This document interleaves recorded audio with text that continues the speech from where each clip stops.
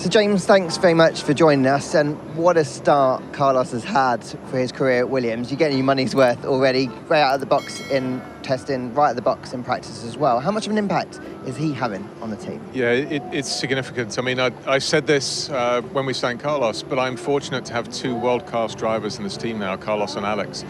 And Carlos, from the first moments that really he was with us, which was Abu Dhabi, it was already a strength and a presence, which is what I was hoping for. And it allowed us, just across that winter period, just to make sure we're on the right pathway, if nothing else. And then we go into Bahrain, as you mentioned, and where his strength lies is he's an absolute leader. Outside of the car, he's able to speak effectively to engineers, to direct them where we need to be focusing on. And he's built like I am, where you're now into just pulling away and trying to find the milliseconds, and he's absolutely brilliant at doing that. Now, we know around here that just straight after an operation last year, he came here and won. He is really strong around this track, and I think you're seeing that all come together now. When you look at the impact that Alex has had as well, you've got this experienced lineup. Are you seeing the team leveling up in the way that, you know, you've worked at a World Championship winning team at Mercedes? Are you feeling like the level's just gone up? Yeah, we're a long way from World Championship material. Drivers, absolutely, I'm confident we're there, and we have some elements of our team that are there. I'm just resetting the baseline that the top four are giants, and it'd be great to irritate them and scratch them every now and again, but we have a lot of work to do on ourselves to make sure that we're there fighting at that level. What I would say, though, is absolutely, as I've already said, the drivers are world-class, and they will now, to your point, build the team up into that World Championship entity, because the way I see it is really straightforward. I have a voice, and it carries. Their voice is far more powerful than mine. And it takes just 10 or 20 words from them to direct an organisation in exactly the same way. So I'm fortunate to have both by my side. Now, our data team have been crunching the numbers, and they've put our qualifying simulations say that P7 for Carlos, P10 for Alex.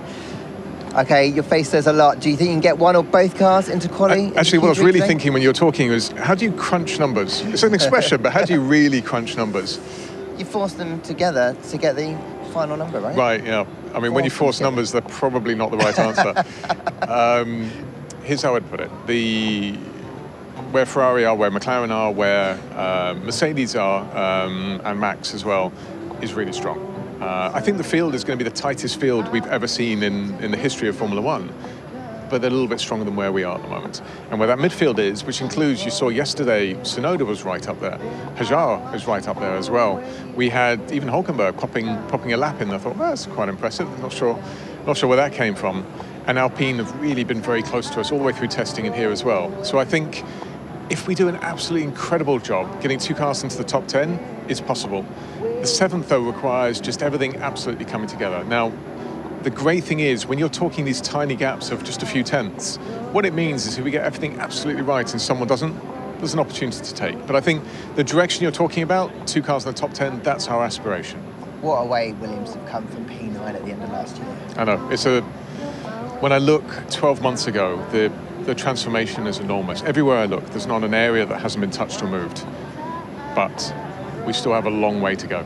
And as much as I love the journey we're on, we need to keep pushing in that direction. Well, best of luck in that journey, James, and good luck today. Thanks very much. Cheers. Thank you. Thanks. Thank you.